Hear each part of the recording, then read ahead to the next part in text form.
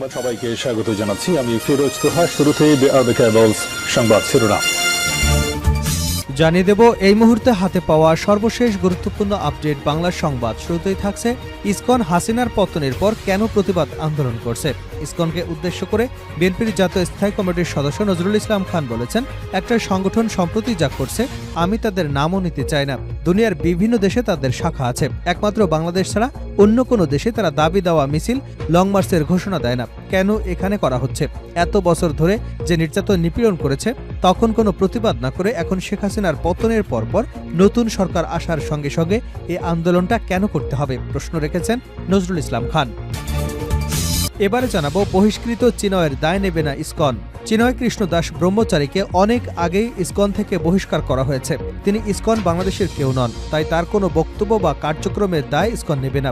গতকাল রাজধানীর স্বামীবাগে ইসকন বাংলাদেশের আশ্রমে আয়োজিত সংবাদ সম্মেলনে এমনটা দাবি জানিয়েছেন ইসকন বাংলাদেশের সাধারণ সম্পাদক চারুচন্দ্র দাস ব্রহ্মচারী। জানাবো সরকার সাহায্য না করলে সুষ্ঠু ভোট করা সম্ভব নয় বদিউল আলম। সরকার সাহায্য না করলে একটি নিরপেক্ষ নির্বাচন কমিশনের অধীনেও সুষ্ঠু ভোট করা সম্ভব নয় বলে মন্তব্য করেছেন সংস্কার কমিশনের প্রধান বদিউল আলম।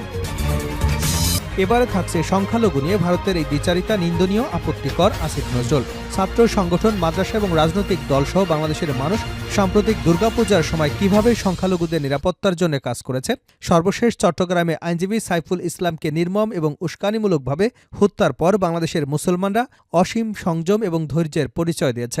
শুক্রবার নিজের ভেরিফাইড ফেসবুক পেজে দেওয়া এক পোস্টে এসব কথা বলেন অন্তর্বর্তীকালীন সরকারের আইন, বিচার এবং সংসদ বিষয়ক উপদেষ্টা অধ্যাপক আসিফ নজরুল।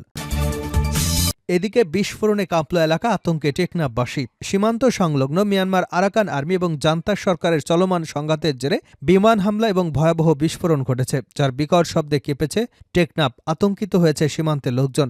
নাফ নদীর ওপারে দেখা গেছে ধোঁয়ার কুণ্ডলী। বৃহস্পতিবার রাত 8:30টার দিকে ওপার থেকে বিস্ফোরণের শব্দ ভেসে এসেছে, তা নতুন করে স্থানীয়দের মধ্যে আতঙ্কের সৃষ্টি করেছে। এবং সর্বশেষ জানাবো আন্তর্জাতিক সংবাদ। জান্তা প্রধানের বিরুদ্ধে আইসিসির গ্রেপ্তারি পরোয়ানায় স্বাগত জানিয়েছে বাংলাদেশ। তার বিরুদ্ধে মিয়ানমারে রোহিঙ্গা সংখ্যালঘুদের উপর সংঘটিত মানবতা বিরোধী অপরাধের অভিযোগ রয়েছে। বাংলাদেশ সরকার জান্তা প্রধানের বিরুদ্ধে গ্রেপ্তারি পরোয়ানার আবেদনকে স্বাগত জানিয়েছে। এতক্ষণ শিরোনাম শুনছিলেন, এবার বিস্তারিত। প্রিয় দর্শক, আপনি যদি এই চ্যানেলে নতুন হয়ে থাকেন, ভিডিওটি দেখতে দেখতে চ্যানেলটি সাবস্ক্রাইব করে আমাদের সঙ্গে থাকুন। আর এই ভিডিও সম্পর্কে আপনি আপনার মূল্যবান মতামতটি কমেন্ট বক্সে জানিয়ে দিন। আর হ্যাঁ প্রিয় দর্শক, জানিয়ে দিন ভিডিওটি কোথা থেকে দেখছেন। ইসকন হাসিনার পতনের পরে কেন প্রতিবাদ আন্দোলন করছে? ইসকনকে উদ্দেশ্য করে বিএনপির জাতীয় স্থায়ী কমিটির সদস্য নজরুল ইসলাম খান বলেছেন, একটা সংগঠন সম্প্রতি যা করছে আমি তাদের নামও নিতে চাই না।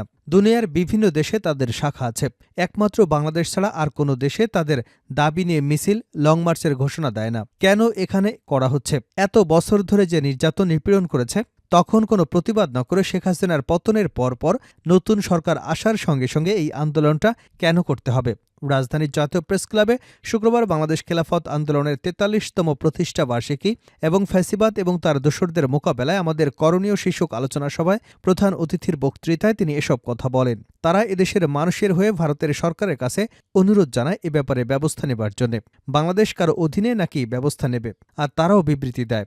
এই যে জুলাই আগস্টে হাজারো মানুষকে মেরে ফেলা হয়েছে, এ নিয়ে তো কোনো বিবৃতি দেখলাম না। অ্যাডভোকেটকে মেরে ফেলা হলো, এ নিয়ে কোনো বিবৃতি নেই। একজনকে গ্রেপ্তার করলে বিবৃতি দিবেন, আর হাজার হাজার মানুষকে খুন করলে বিবৃতি দেবেন না। এটা পক্ষপাতমূলক। বহিষ্কৃত চিনয়ের দায় নেবে না ইসকন। চিনয় কৃষ্ণ দাস ব্রহ্মচারীকে অনেক আগেই ইসকন থেকে বহিষ্কার করা হয়েছে।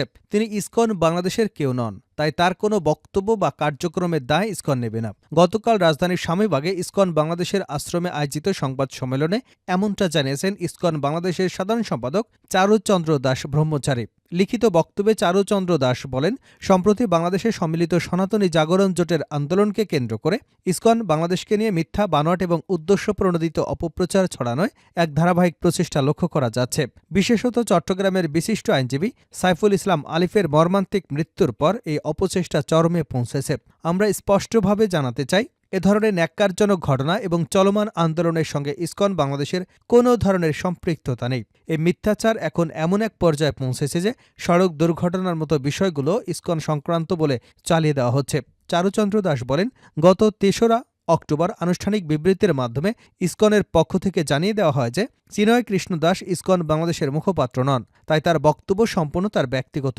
ইসকন বাংলাদেশের বিরুদ্ধে চলমান মিথ্যা এবং বিভ্রান্তিমূলক প্রচারণা সঠিক তদন্ত করে প্রকৃত সত্য উদ্ঘাটন, উদ্দেশ্যমূলকভাবে সুনাম ক্ষুণ্ণের সঙ্গে জড়িতদের বিরুদ্ধে কার্যকর ব্যবস্থা গ্রহণ, ধর্মীয় সহনশীলতা বজায় রাখা এবং দেশের শান্তি শৃঙ্খলা রক্ষার জন্য যে কোনো প্রকার উস্কানিমূলক কর্মকাণ্ড থেকে বিরত থাকা এবং সমাজে শান্তি, সম্প্রীতি ও স্থিতিশীলতা বজায় রাখতে সবাইকে একযোগে কাজ করবার আহ্বান জানান চারুচন্দ্র দাস।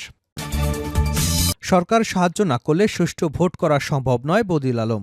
সরকার সাহায্য না করলে একটি নিরপেক্ষ নির্বাচন কমিশনের সুষ্ঠু ভোট আয়োজন করা সম্ভব নয় বলে মন্তব্য করেছেন সংস্কার কমিশনের প্রধান বদিউল আলম। শুক্রবার বেলা 11:30টার দিকে এফডিসি সুষ্ঠু নির্বাচনের জন্য ইসি, প্রার্থী এবং নাগরিক ভূমিকা নিয়ে এক সংবাদ সম্মেলনে এ মন্তব্য করেন তিনি। বদিউল আলম মজুমদার বলেন, গত 3টি নির্বাচনে যারা নির্বাচনী অপরাধ করেছেন তাদের শাস্তির আওতায় আনা উচিত। সবচেয়ে বড় অপরাধ করেছে নির্বাচন কমিশন। গণমাধ্যম প্রসঙ্গে সংস্কার কমিশনের প্রধান বলেন, নির্বাচনে গণমাধ্যমের ভূমিকা গুরুত্বপূর্ণ, কিন্তু গত 3 নির্বাচনে কেউ কেউ ইচ্ছা করে সত্য বলেনি, আবার কাউকে কাউকে বাধ্য করা হয়েছিল সত্য না বলতে। নতুন নির্বাচন কমিশন প্রসঙ্গে তিনি বলেন, বৃক্ষ তার ফলে পরিচয়। তবে এই ইসির জন্য বড় চ্যালেঞ্জ নেই, কারণ গতবারের মতো ক্ষমতাসীন রাজনৈতিক দলের চাপ নেই। নারী ভোটার এবং প্রবাসী ভোটারদের অংশগ্রহণ নিশ্চিত করা নির্বাচন কমিশনের জন্য চ্যালেঞ্জ হতে পারে বলে মন্তব্য করেন সংস্কার কমিশন প্রধান। সংখ্যালঘু নিয়ে ভারতের এই দ্বিচারিতা নিন্দনীয়, আপত্তিকর। আসিফ নজরুল। ছাত্র সংগঠন, মাদ্রাসা এবং রাজনৈতিক দলসহ বাংলাদেশের মানুষ সম্প্রতি দুর্গাপূজার সময় কিভাবে সংখ্যালঘুদের নিরাপত্তার জন্য কাজ করেছে, সর্বশেষে চট্টগ্রামে আইনজীবী সাইফুল ইসলামকে নির্মম এবং উস্কানিমূলকভাবে হত্যার পরও বাংলাদেশের মুসলমানরা অসীম সংযম এবং ধৈর্যের পরিচয় দিয়েছে। শুক্রবার নিজের ভেরিফাইড ফেসবুক পেজে দেওয়া এক পোস্টে এসব কথা বলেন অন্তর্বর্তীকালীন সরকারের আইন, বিচার এবং সংসদ বিষয়ক উপদেষ্টা অধ্যাপক আসিফ নজরুল।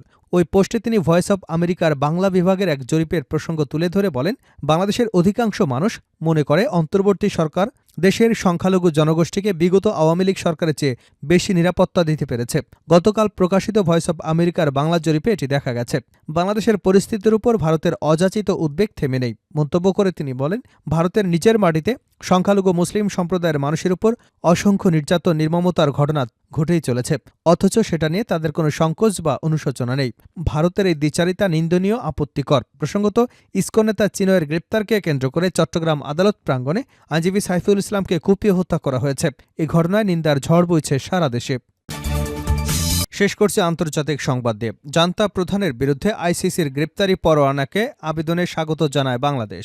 মিয়ানমারের সামরিক প্রধান সিনিয়র জেনারেল মিন আং হুয়াংয়ের বিরুদ্ধে গ্রেপ্তারি পরোয়ানা জারির আবেদন জানিয়েছে আন্তর্জাতিক অপরাধ আদালত। তার বিরুদ্ধে মিয়ানমারের রোহিঙ্গা সংখ্যালঘুদের উপর সংঘটিত মানবতা বিরোধী অপরাধের অভিযোগ রয়েছে।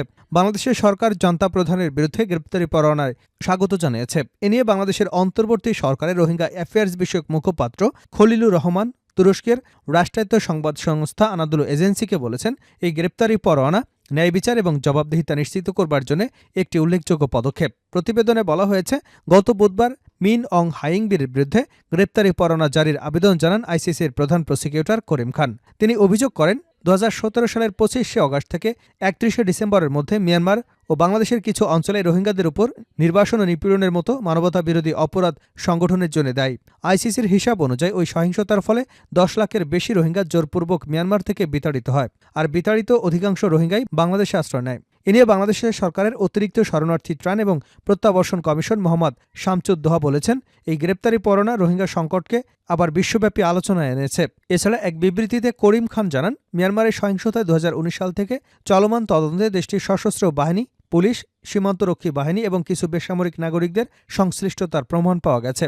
তবে বরাবরই গণহত্যার অভিযোগ অস্বীকার করে আসছে মিয়ানমারের জান্তা প্রধান।